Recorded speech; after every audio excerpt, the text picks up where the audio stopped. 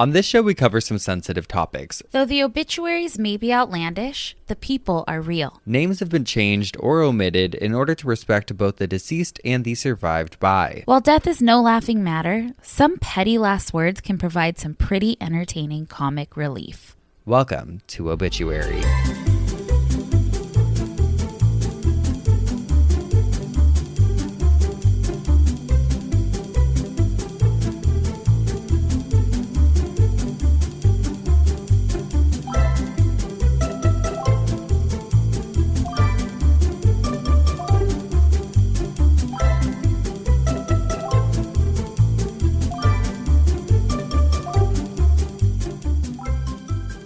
Welcome back to Obituary. I'm Spencer Henry. And I'm Madison Reyes. And here we are. Well, not physically, but mentally. We're right here with you, Geoffs. In our hearts, we are here. Yes. It has been a time. If it's not one thing, it's the other, girl. Uh-huh.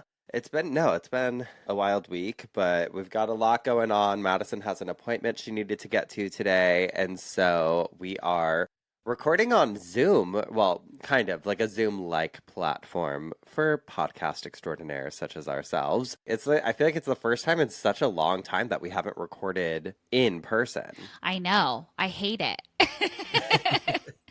I hate it, but this is what we had to do. It's not a fun appointment. It's not a baby. It's not a doctor. This is a life thing that is just... Honey, I wish it was a head doctor. Somebody help her. Oh my God, please somebody help me. Last night I was laying in bed and I was praying, girl. I was praying to everybody who I knew that was dead. Everybody. I was like, listen, I'm going to need your help with this one.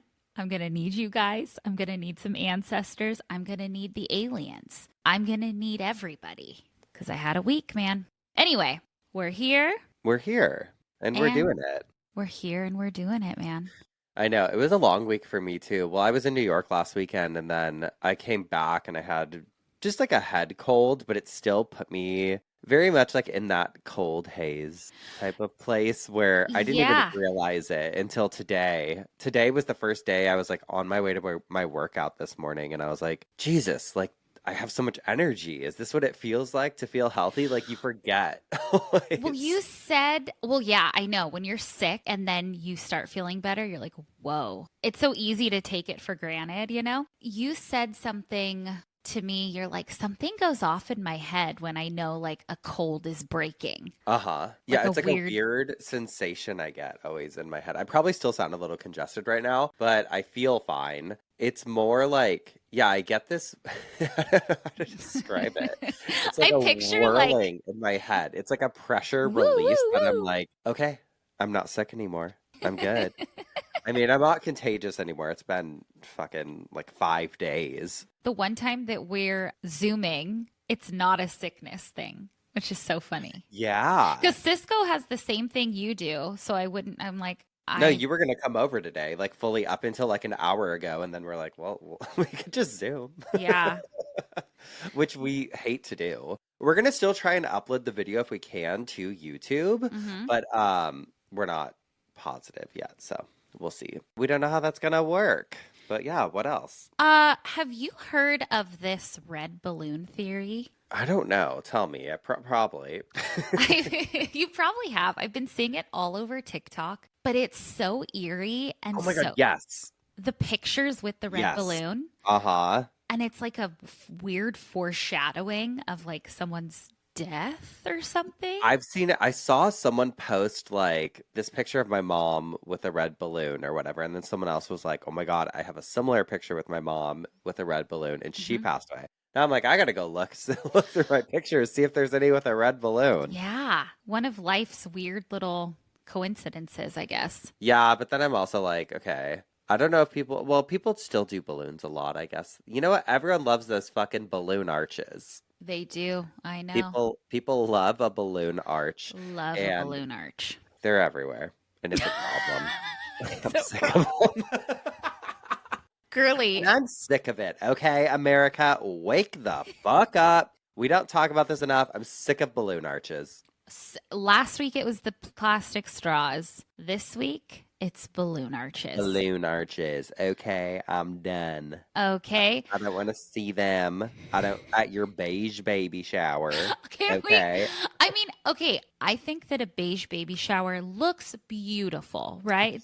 Very Please. pretty. I want my little brat at Chuck E. Cheese Uh-huh. with all the primary colors. Yeah. Come Okay? on. Let's And have some fun. that's why you have, you know what? This generation's gonna have beige balloon. Oh, I have a picture of my mom with this beige balloon for my first birthday when I knew I loved neutrals. You want to talk about millennial core? It's going to Oh, be Gen Alpha core. yeah, because everyone's coming from millennials for every fucking thing. Mm-hmm. We As they are should on some of young. it. Yeah. Yeah, as they should. As they should for some of it. But also, I feel like our generation, like millennial, had so many different, like distinct phases Mm-hmm. that it's actually fun to watch everything. And then some, like I'm always watching them, but I'm always clenching a little bit too because I'm like, they're gonna show something that I did or that I still like, and I don't Mm-hmm. know. Mm-hmm. Oh, It's I such a know. fear. As you get older, it's like, oh shit. Which like I've totally gone through the phases too. Like I've totally done the whole everything in my house is beige. I have beige Christmas decorations. I have beige Halloween. I have beige pumpkins. I like got rid of a lot of stuff when I was moving. Like I donated a lot of it because I Mm-hmm. was like, I'm not a beige Halloween person. Thank Give me God the you orange pumpkin. And thank God you didn't die around that time or have like funeral plans around that time. Boring. It would be all A beige. beige Beige funeral. casket, beige urn. Oh, Come on. no. We want color. We like color. Nothing wrong. Gr- Well, I mean, not too much. Okay, let's not get crazy. I'm like an in between because I definitely err more on the side of a minimalist than a maximalist. Yeah. But I also Oh, think you have to decorate for the house you live in, and hmm you're not going to be doing that much longer. So this might not be as yeah. relatable. We didn't mean to leave you guys hanging because I'm like, they're going to think I'm having a No, baby, you getting can just talk about divorced. it. Like, I just didn't know if you wanted to talk about it. That's why oh, I I was like, want to talk about it. My okay, landlord is selling our home. And yes. so we have 60 days to get the fuck out. Uh-huh. So it's been interesting. Yesterday, well, first of all, I have to say, I've been on a kick with the red hair is so hard to maintain, as we know, fades all the fucking time. So I've been trying to get crafty, okay? And I've been buying hair pieces on Amazon. Can I go get them? Can I go get them? Please. Okay, hold on. Okay. Let's So see. I only have two right now. I have a couple more coming, but I might have to cancel them because who knows where I'm going to live.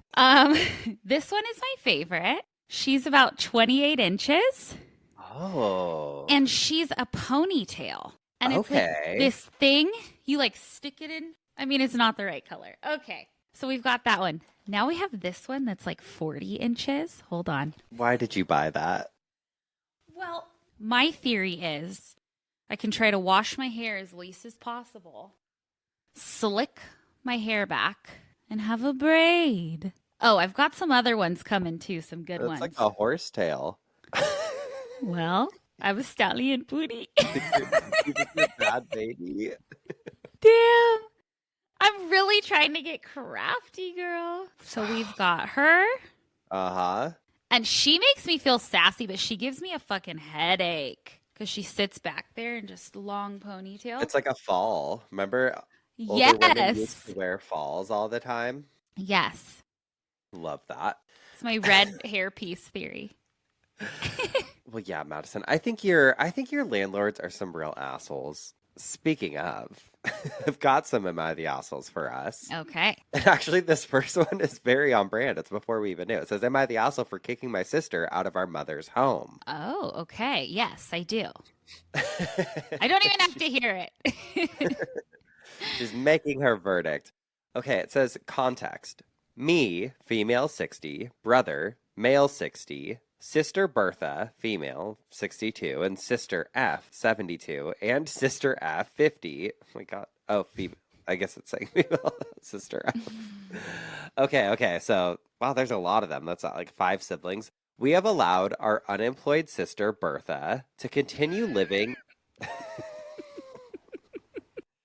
continued living in our childhood home for 2.5 years since our mother's passing. Bertha has never kept a job for very long. She mooched off our parents for most of her adult life, and she's also a hoarder. She has been living rent-free for 6 years in that house, originally to help our parents in their old age, which we all very much appreciated. Bertha is the only one living in that state. We all live a minimum 10-hour drive from there. Since our mother's passing, there have been several trips between me and my sisters to start the process to de-junk and remove items from the house. Bertha has a complete meltdown and refuses to part with anything. She knows at some point she has to leave, but the piles and piles, mail, newspapers, magazines, trash, we haven't made a dent in. Each time we go, the rest of my siblings feel their time and money were wasted because Bertha wouldn't allow it. Fast forward to now, we have found a week we can all meet at our childhood home to try and do most of it. We had a Zoom call to plan it, and verbally everyone was in agreement. Now, as the date of our trip is getting closer, Bertha is saying things via text that she doesn't want anything to leave the house, but that we can make more piles of things. Every other sibling except her has already taken the keepsakes they want. It's only her holding on for dear life to it all. We've tried to be sensitive to the situation. She's unemployed, but she's not been looking for a job either. She's employable. However, all of us could benefit greatly from the clean out and sale of the house. Bertha would have a good amount to put down on a home or condo. We have one more Zoom call before our trip. We've already ordered a dumpster, construction crews, etc. to get the home emptied and repaired while we're there. All of us siblings and our parents agreed. Bertha has been enabled for so long she cannot conceive of leaving this house. In her head, she knows the home nor its belongings are hers.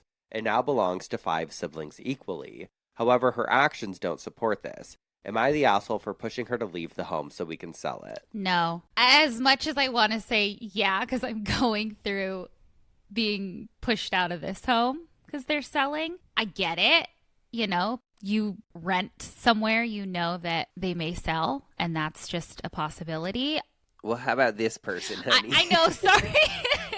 Save it for your therapist. I know. Let me make it about me for a second. I think that if she's been enabled this whole time and everything that you explained, I think the best thing for her would be to be pushed out, to be uncomfortable and have to kind of grow up. Yeah. I feel like it'll help her in the long run, and it's also not her house. She's lived there for 6 years, hasn't had to pay a dime, and well, that part, she should have been working and saving.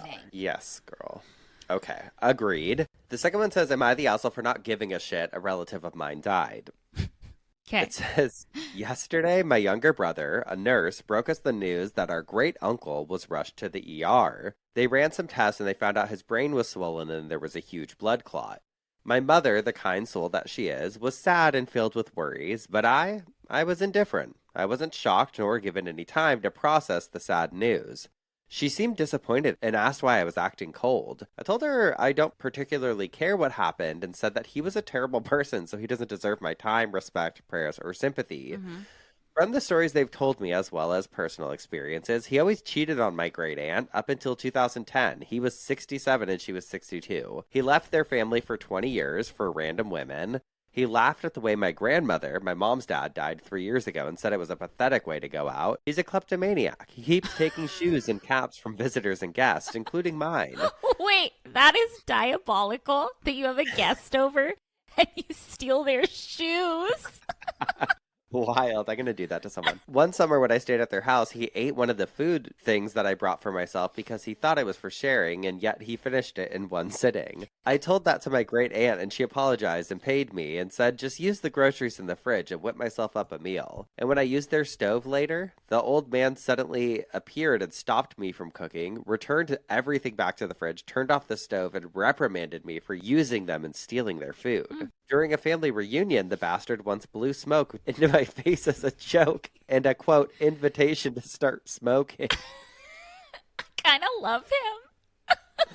Oh, no. He constantly finds ways to argue and debate me. They say he probably does this because he knows I don't tolerate his bullshit and calls him out and doesn't shy away to put him in his place. You're probably asking, how does he get away with being such a shitty person? Well, dementia. Under the guise of suspected dementia, not diagnosed, we were asked to understand him and ignore what he would say and do, but before the signs of dementia, the guy was an atrocious human being. I've just extended and prolonged my patience for him because of my respect and adoration for my grandmother and uncles. But now, since he's dead, I don't think I have to pretend to like the guy anymore. But I digress. My mom called me a dick because even though this man was a shitty person, he still deserves to be mourned and have prayers offered to have sympathy for, and he's still quote unquote family. So with this information, is it not justified that I haven't been more emotional on this man's death? I don't think anybody needs to be emotional about a death if they're not feeling emotional about a death. Like, I don't think you have to pretend. That's the weird thing about like grief and death in general is like sometimes you just don't mourn the same way. I've lost family members and I'm like, oh my God, that's so sad. But like I've not like lost it, like cry. I didn't start bawling when I received the information Yeah. because I was like, oh, maybe this was like a more expected death or something, or maybe they were older. I don't know. Hmm. Maybe I've also had shocking deaths always. So it's like when somebody dies and they're at an old age, I'm kind of like, well, that is what happens. Like that is a thing about us as humans. I think I don't know. I think there's some deaths that you use all of the grief that you have for, all of the tears, all of the mourning, all of that for. There's some You're that like, you in this house, I've just like just like it's this house. has a soul. No, You know- but I agree. But I also do wonder, like, I don't think this person's the asshole, but I'm also like, what was your immediate reaction as to what, like, why did that make your mother upset? Were you like, who cares or whatever? Because if that's the case, then yeah, you are kind of an asshole in that situation, or at least you suck in that situation Mhm. because you know that like your mom's still upset or whatever. I don't know. Yeah, yeah. But yeah, I don't think you're not an asshole for not feeling what you're not feeling, but you don't have to make other people feel how you feel either. So, Yeah, truth bomb. I'm going through a spiritual journey. Girl, shut the fuck up. I know it'll be fine. Okay, wait. I have a listener email, but it's this person sent a news article and I was dying because we've heard about this before, but this particular situation, I was like, oh my God. So Lauren sent to us and said, hi, Spencer and Madison. Saw this and thought of you. Love you guys. And this is from NBC News. It says, a married couple said they were forced to sit next to a dead woman's body for 4 hours on a flight from Australia to Qatar. Next to the body. Yes. Mitchell Ring and Jennifer Collin were on a Qatar Airways flight from Melbourne to Doha, the Qatari capital. After 10 hours into the flight, a woman exited the restroom, collapsed, and died in front of them. The couple told the Australian news program A Current Affair on Sunday. They did everything they could, but unfortunately the lady couldn't be saved, which was pretty heartbreaking to watch. Ring said the flight crew then put the woman's body in an empty seat next to the couple for the remaining 4 hours of the flight. Now, Not me, bitch. we've heard of people dying, right, on a plane and having to sit there and they cover them up. But this empty seat, I'm feeling lucky the whole ride, no one's sitting next to me. And then Oh, the yeah. worst You want to talk about a passenger. fucking grievance? Talk about like, oh my God, finally, thank God no one's fucking sitting next to me. And then someone is. Well, actually, maybe I would prefer them dead. Quiet. If they're in the middle, I'm in the window, and I don't have to feel bad about having to go to the bathroom. They're so not in much. the middle. Imagine they're just going back and forth, just like, whoa. Or they come around, and we love those fucking cookies so much from Delta.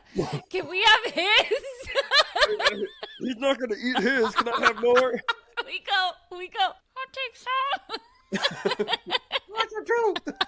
Cookies, It'd be please. better than that one bitch who sat in the middle of us. Remember, who gave us Oh, so and we got in a much fight attitude? with her. Yeah, That was on our book tour. Yeah. She hated us. she Yeah, that was like an hated us. altercation though. There was confrontation. There was words exchanged. Yeah, she And there was laughs on our end.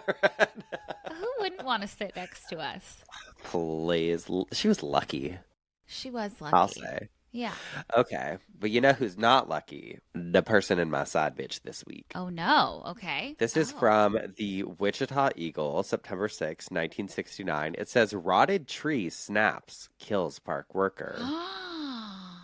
Kansas. Lee Roy Brothers, 57, a city park employee, was killed Friday when he was struck by a tree he was cutting down. Services will be at 2:30 Monday in Vernon Memorial Funeral Home. Brothers and another city employee, Warren Duggan, were cutting down a cottonwood tree. Officials said the tree trunk was rotten inside and it broke away suddenly as the two men were sawing. Brothers stumbled over a rock as he attempted to get away, and the tree fell across his shoulders and back. He died a short time later. Born in Oklahoma, he moved here in 1945, and survivors include his widow, a son, 3 daughters, and a brother and sister. But I was like, what a fucking Final Destination ass way to go out. Tripping over, like, I'm sure if you're in the tree cutting community world, employment, business, that community. Well, it's probably a really you're part of the community. It is. Have you seen there's pictures of that guy cutting a palm tree, and he's like, he cuts the top and it's like a Was he the guy who flung out of there like a slingshot, baby? That and window washers. Dangerous jobs. No, it is dangerous. Yeah. But the fact that like he probably could have gotten away if he hadn't tripped over that rock is what it was like.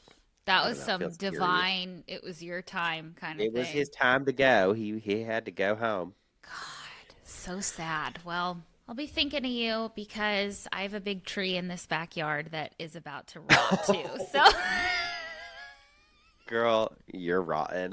Well, we're going to go rot for a minute. We're going to take a quick break. And when we come back, we're going to hear what had Madison spinning in her coffin this week. Alrighty. We'll be right back. And we're back. What had you spinning in your coffin this week, girly? Alrighty, guys. So this coffin spinner kind of surprised me this week. It like came out of nowhere. I stumbled upon like a pretty terrifying medical phenomena that I'd never heard of. Maybe some of you have. So today I want to dive headfirst into internal decapitation.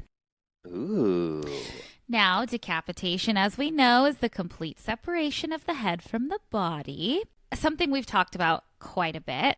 But what if I told you that someone could be decapitated internally and live to talk about it? Oh, I'd say, girl, what? Girl, what, girl? Girl, that's actually crazy, girl. It is crazy. It sounds like something a crazy person would say. You know, I got decapitated once, and it's like you look at them and there's no sign they've been decapitated. You're like, yeah. Okay, girl. Well, I don't have any change on me. Sorry. Yeah. Well, if you ever encounter that, then you'll know they're not lying. Maybe they are. Maybe I'll start using it. Maybe I'll say I'm internally decapitated. How dare you sell my house?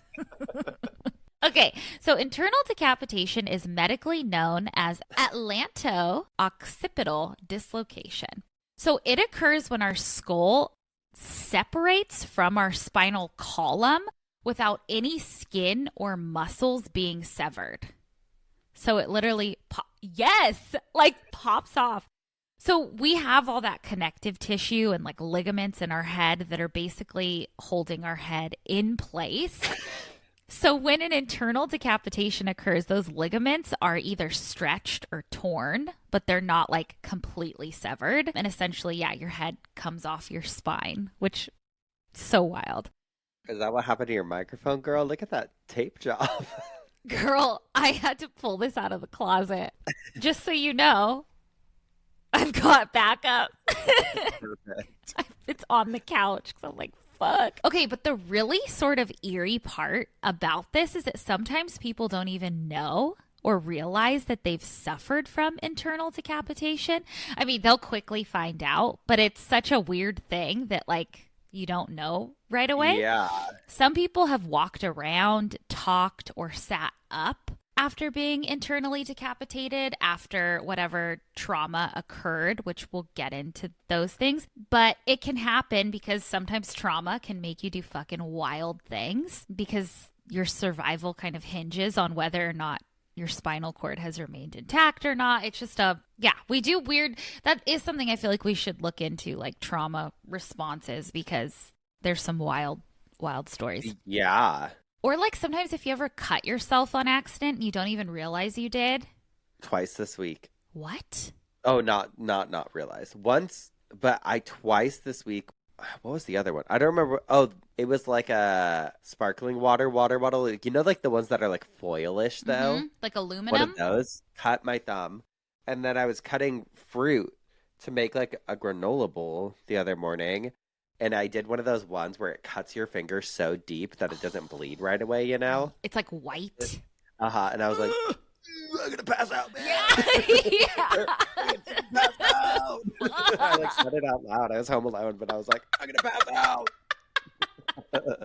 Sometimes I would just love to be a fly on the wall. Actually, not sometimes. I'd love access to everybody's life. Yeah. Love to just see it all. So if your spinal cord completely severs, you most likely instantly die. But the most insane part, and also coolest because modern medicine has figured it out, if your spinal cord is unharmed, they can literally reattach your skull to your spine. Ooh. Now, unsurprisingly, the survival rate for internal decapitation is very low. Only about 30% of those who unfortunately experience it live, while an even smaller percentage regain full function. So it's a pretty crazy phenomenon, and it's really interesting, and I wanted to share some stories of this happening to real people and them being able to tell their story. Obsessed, yes. Okay, so first we have Christy Bullock. Christy is a 39-year-old woman from Alabama. In October of 2021, she experienced an internal decapitation following a motorcycle accident. She told her story to People magazine, so I'm just going to paraphrase it a little bit. But basically, she and her husband bought a motorcycle. They loved to ride motorcycles, but her husband was out of town, and Christy wanted to take it for a spin. Okay, so she knew that the safe thing to do would to not go alone. So she called her dad, who I guess also had a motorcycle, and they went riding together. They went riding like around a mountainous area, and she was behind him, like going down a hill. And she said to People, quote, "There weren't any issues as I was following him down Cheaha Mountain in Alabama until I wanted to go left and the motorcycle wouldn't. Suddenly, I hit the guardrail. My dad saw my motorcycle come around the curve, and then it was wobbling, like zigzagging, until it fell over. That's when he knew I was in an accident. And he said that when he turned around, there I was hanging on the guardrail, not breathing." She then says that she was wearing a helmet, but the wreck was so violent that it basically, quote, pulled my head off. Oh my God. I know. She was internally decapitated, but what I was explaining earlier, instead of severing her spinal cord was just stretched. Like the tendons around it was just stretched. Do you think it felt good for like a second? Low key, I know I was thinking about that because sometimes I just want someone to fucking rip my head off. Yes. Or like when you're getting a massage and they put the towel at the end and they're like... Yes. Like pull it as hard as you can. can. I'll take it off. Just take my whole head off. Sever it, honey, please. Oh, no, but seriously, tragic, obviously.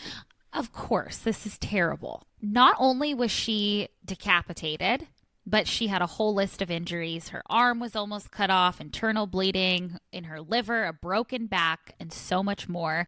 She was put into a coma. It was completely insane.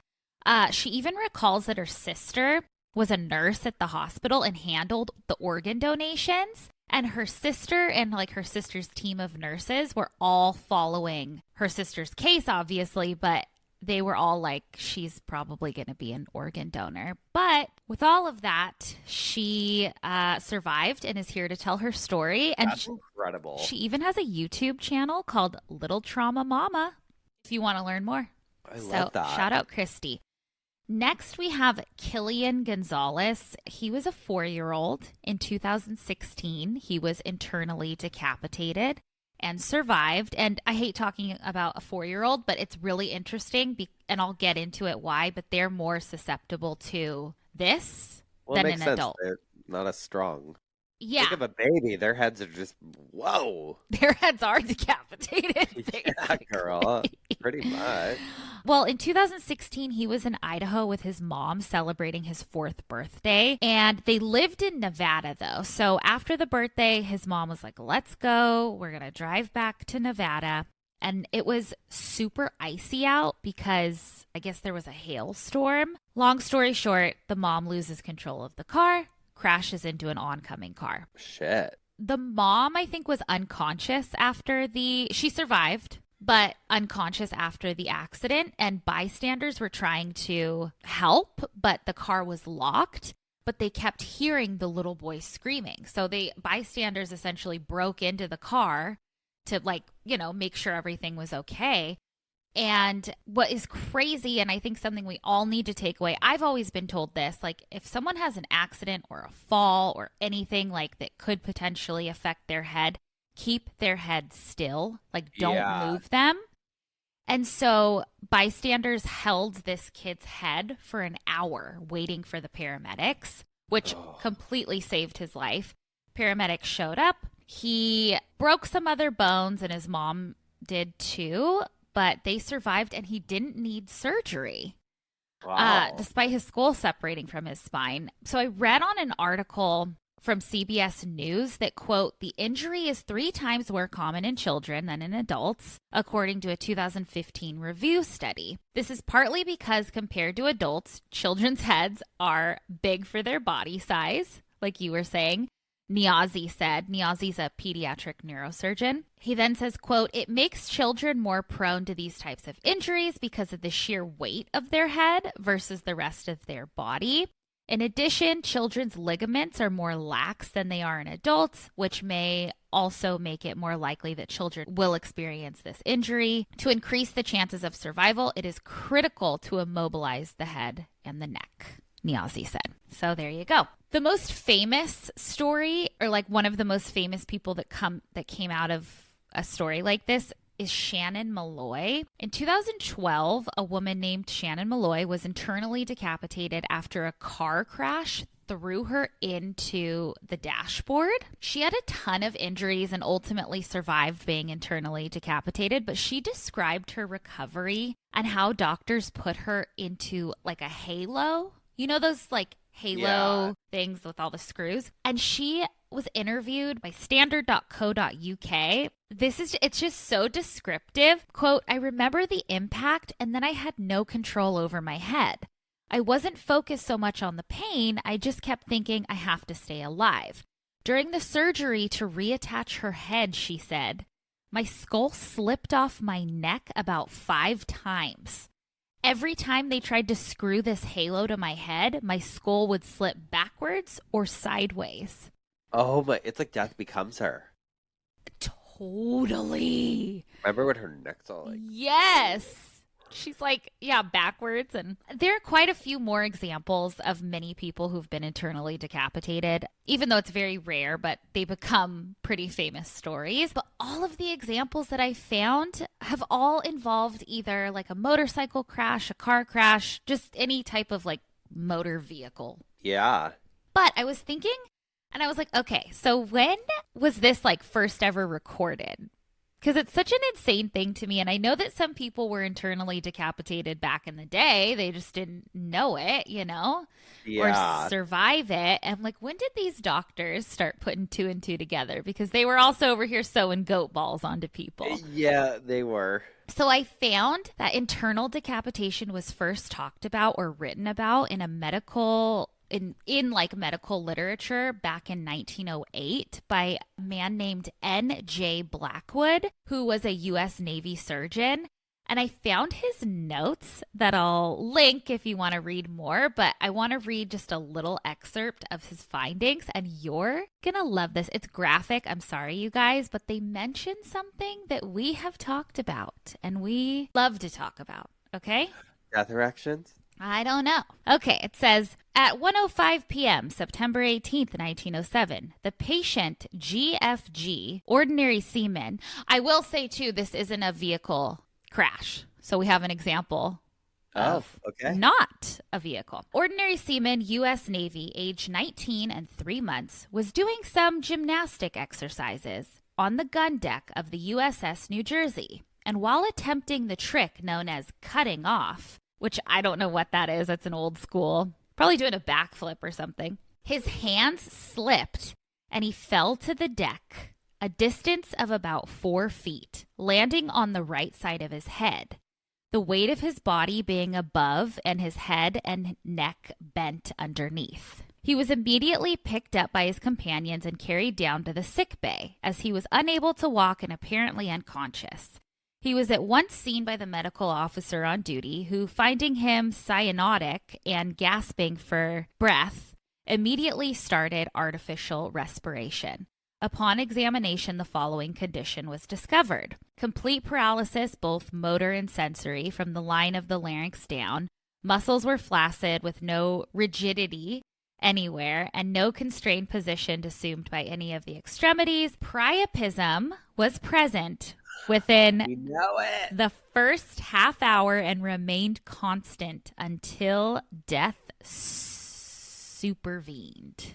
Oh, got that priapism. That priapism. It goes on, it talks about it more, but then I was thinking, I was like, priapism and traumatic deaths, right? You schooled us on that. And I was like, well, if somebody dies by hanging, did they internally decapitate? And I think so. Yeah. Well, And some of the time, if they're not just dying from the asphyxiation. yeah. Or like, I feel like I don't know what the sometimes they percentage break. I don't know what the percentage difference is on that. Like people who die from that, or like people who die from like it just cuts off their circulation, they can't breathe. I feel like it would be more the latter, because I think you'd probably have to do it so specifically and tie the knot correctly to make sure. Yeah. I don't know. I don't know. Well, there you have it. Internal decapitation. It's a thing. It can happen. And it's wild. It could happen to you. Could happen to me. Could happen to you. It could happen to all of you. Well, actually, I saw my death in a Reiki session, so. Oh, that's true. Well, no. You'd survive it. Oh, could happen to me. Maybe. God. Who knows? I hope not. It doesn't sound like something that I personally would like to endure in this lifetime. But if that's what I signed up to go through in this lifetime, then that's what I signed up for. Oh, look at that. You are evolved. I am one.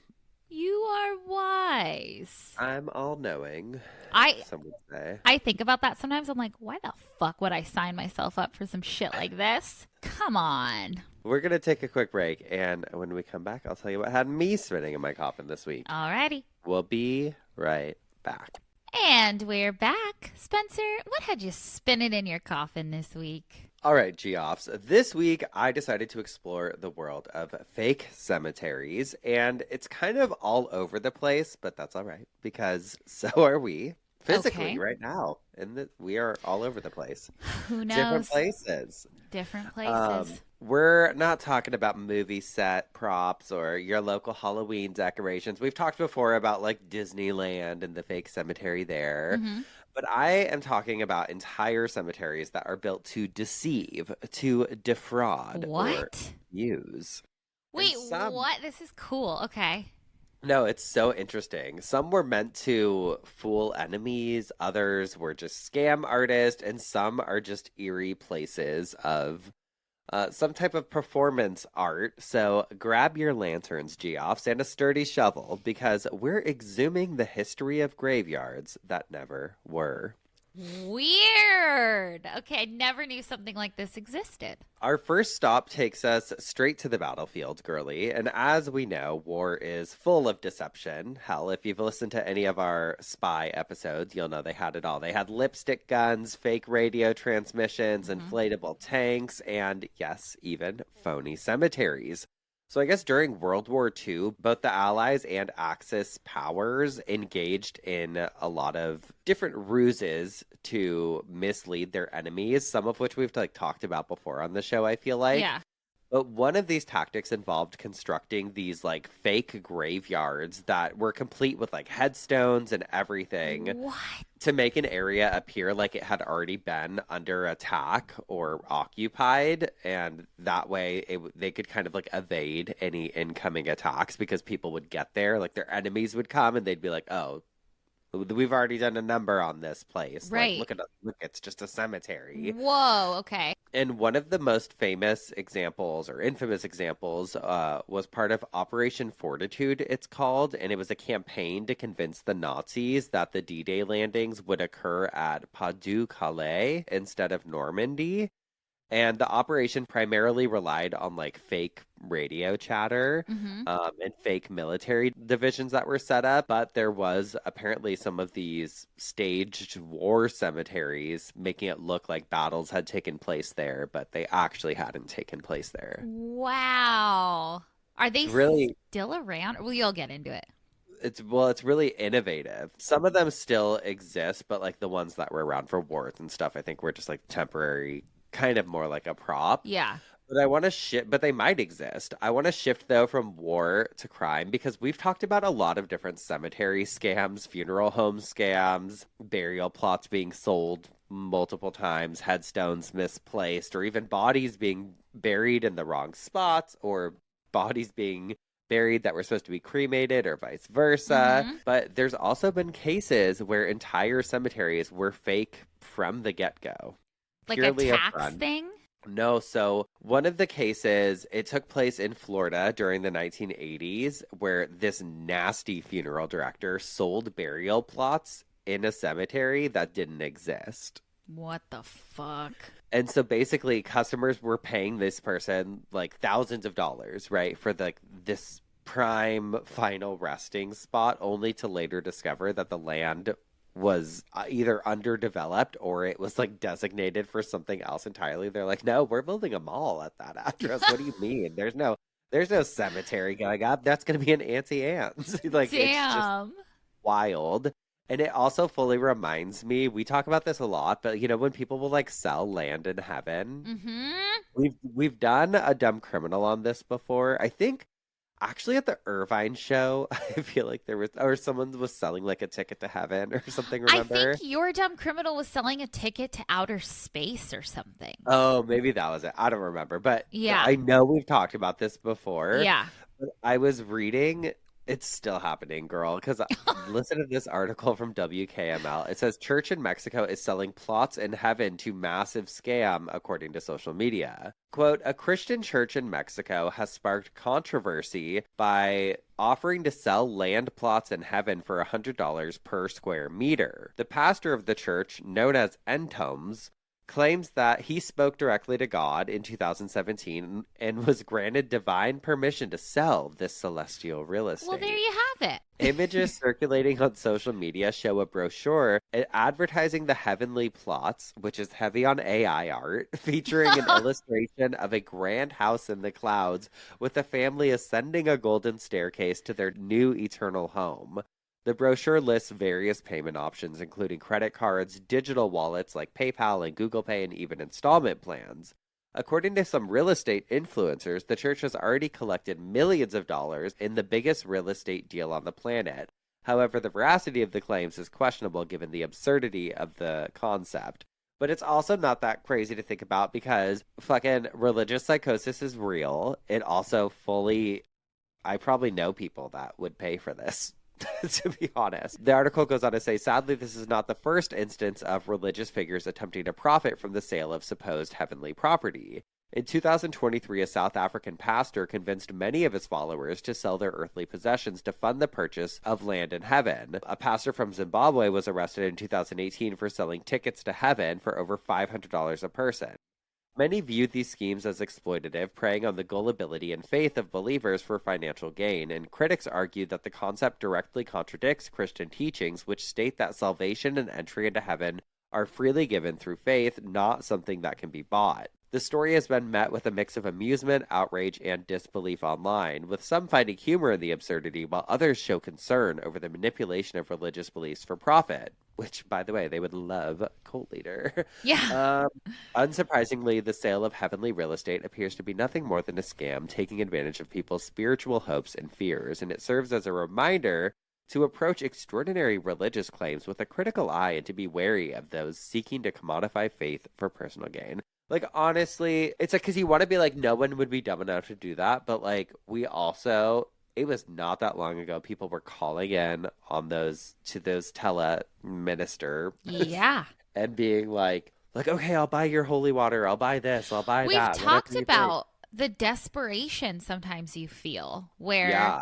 I mean, I might fucking have to buy a spot. That might be the only home that won't get sold underneath me. Okay, let's see if she can turn every topic about her. This podcast. No, but seriously, like the desperation, that's what they need to be arrested for is that Did we they're, clarify that in the beginning that that's what the appointment's for? We said that you have to move, but we didn't say you're going to go look at another one. yeah, the real estate agent was like, I can show you this house at 4:30, but we have two other people who are interested. And if the owners choose them tomorrow, then we won't have an open house on Saturday. So I'm like, I hate that shit. They're so scammy. They're so scammy. It's the game. It's easy. It's the game. Okay, but now back to fake cemeteries. We have to talk about a particularly grim case that unfolded in Illinois with the Burr Oak Cemetery scandal in 2009.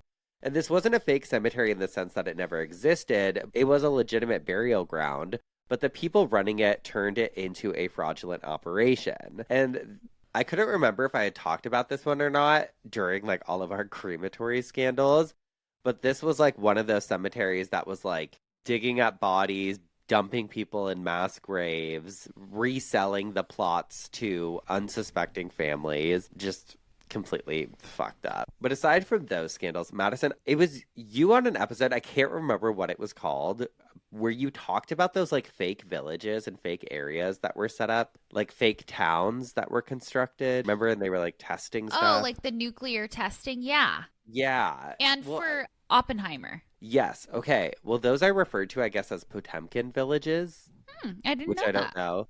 I didn't really look that hard. I Googled obituary podcast Potemkin to see.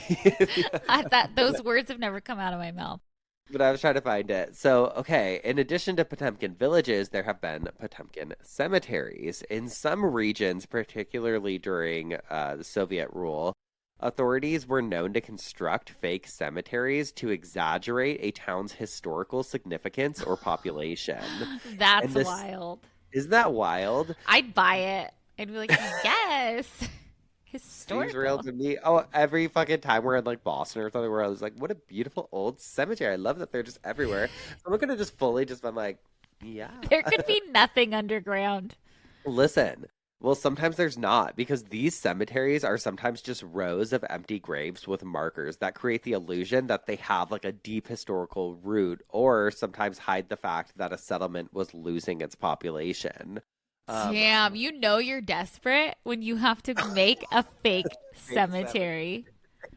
One eerie example comes from a small Russian village where this cemetery was built seemingly overnight, featuring tombstones with fabricated names and dates on them. And all of the people who had lived there for a long time were like baffled. They're like, oh, where did this cemetery come from?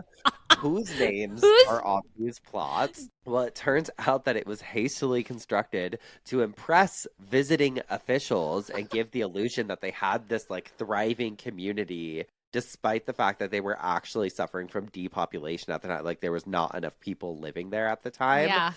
But the wildest part is that some of the graves there are still there today. The inscriptions are still on the graves for these, like all of it just basically commemorating lives that were never lived. I love that so much. There's something very campy about it. Oh, are you kidding me? It's like Halloween.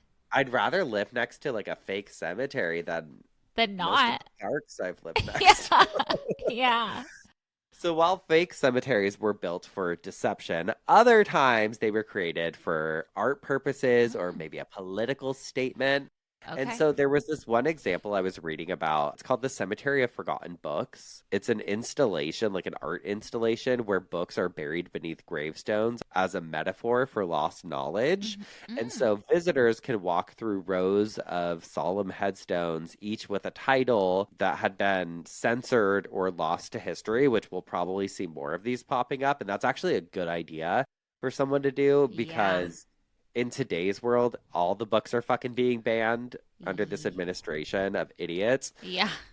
And it's just so fucking nuts. Similarly, environmental activists in Europe, I guess, once constructed a fake cemetery as a protest against deforestation, with each tombstone representing a lost species. Wow.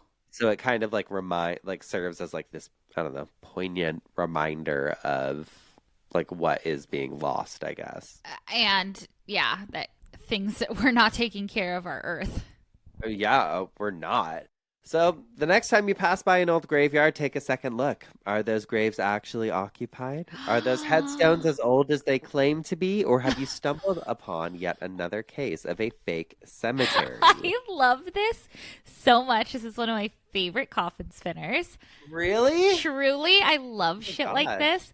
I just picture us driving in a convertible, okay? Okay. And our hair, we have little scarves on, and we're like driving by, and we see the cemetery, and we just are driving, and we go, fake!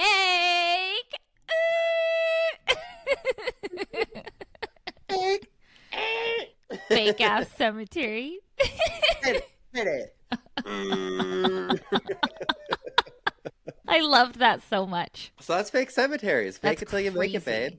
Well, whether fake or real, if somebody dies, they certainly deserve an obituary. They certainly do, Spencer. And this guy definitely deserves an obituary as well. His name is Jim Nicholson, and this is from the Philadelphia Inquirer. We're going to enjoy this, okay? Jim Nicholson was once presented with one of life's great open questions. How would you describe yourself?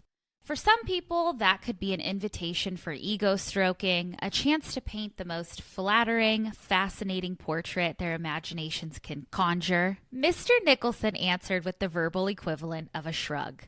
He was a simple man, he said, not terribly complicated. Nothing much to see here, in other words. You could fill a phone book with all the things he left out. Mr. Nicholson was an accomplished investigative journalist and a legendary obituary writer at the Philadelphia Daily News, where he spent 19 years celebrating the lives of men and women who were the true lifeblood of the city. The cooks, Wow. I know, the cooks, carpenters, bus drivers, and janitors whose stories often went untold. His approach to obituary writing won him national acclaim and a legion of imitators. But the newspaper was just his day job. Mr. Nicholson was also a Bronze Star winning counterintelligence officer in the Army, who often disappeared for months at a time on top secret missions. He briefly came out of retirement in 2008 at the request of then General David Petraeus to help him track insurgents in Iraq. Mr. Nicholson of Gloucester City died from heart failure on Friday at Cooper University Hospital in Camden. He was 76. I'll link this.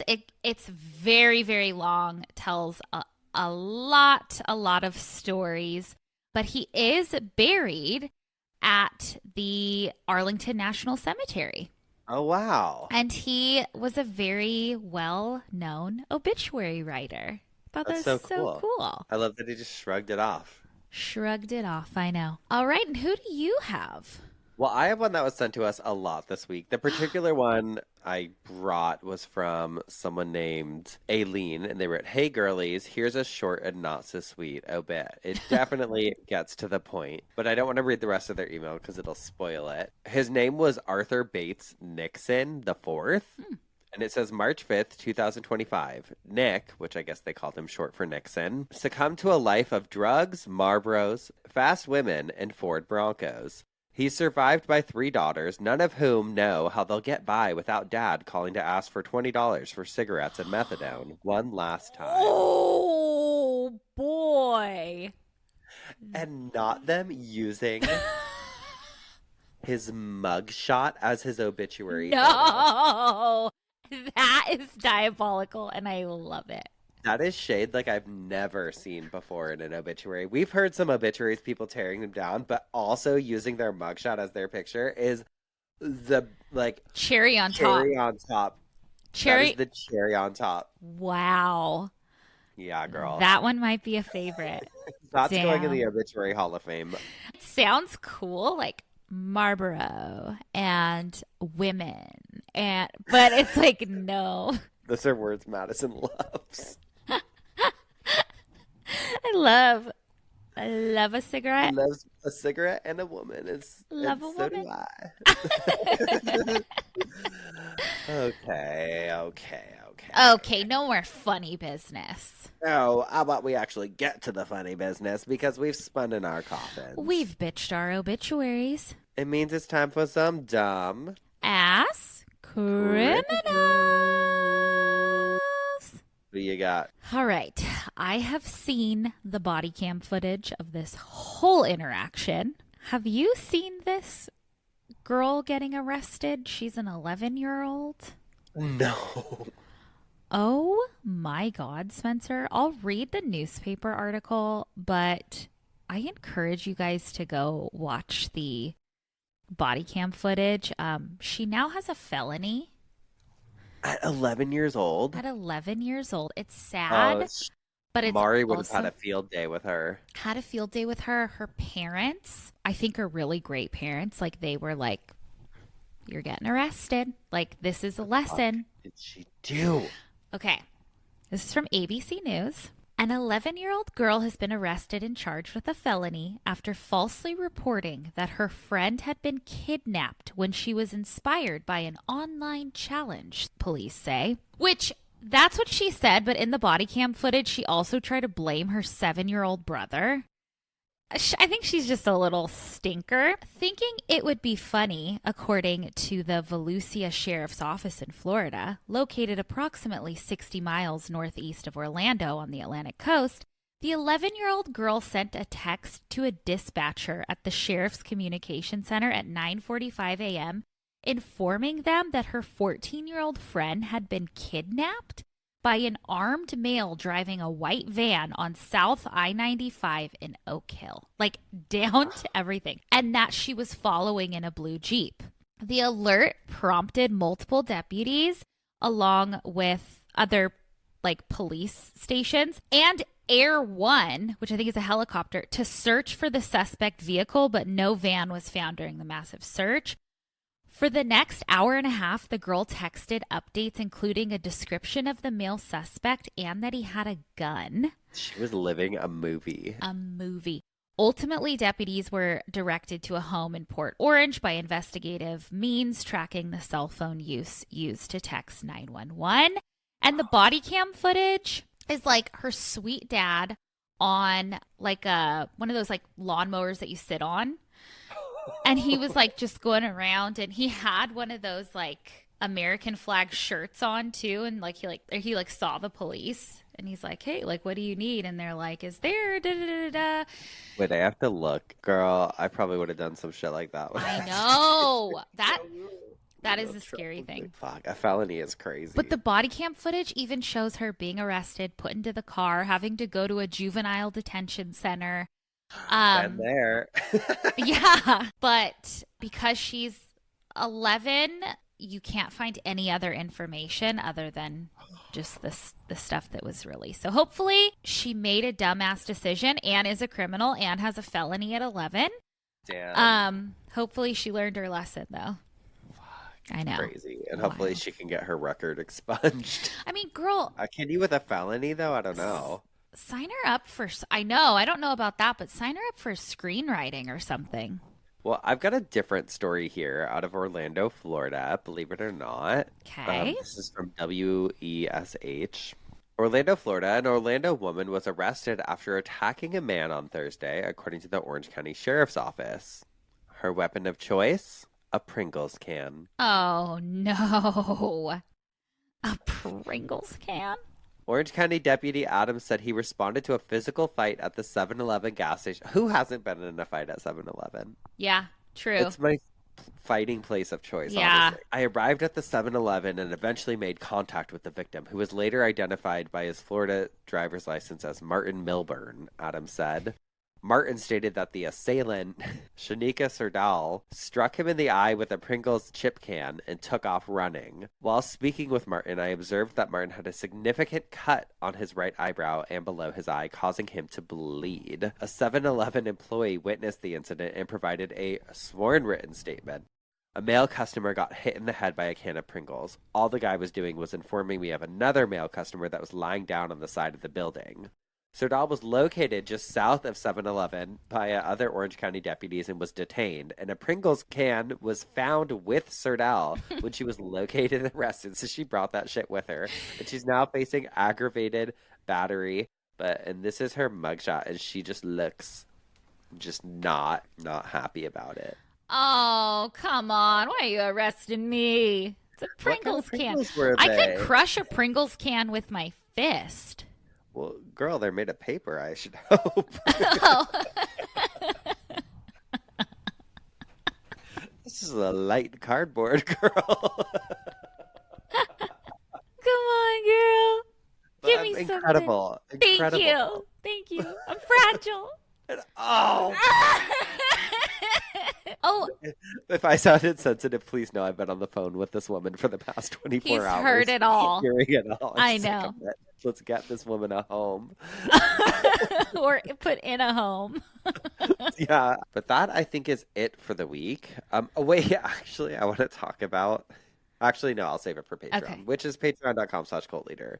But that is it for the week here. We'll see you next week in person for some more coffin spinners. And obituaries. And dumb. Ass criminals. Goodbye. Goodbye.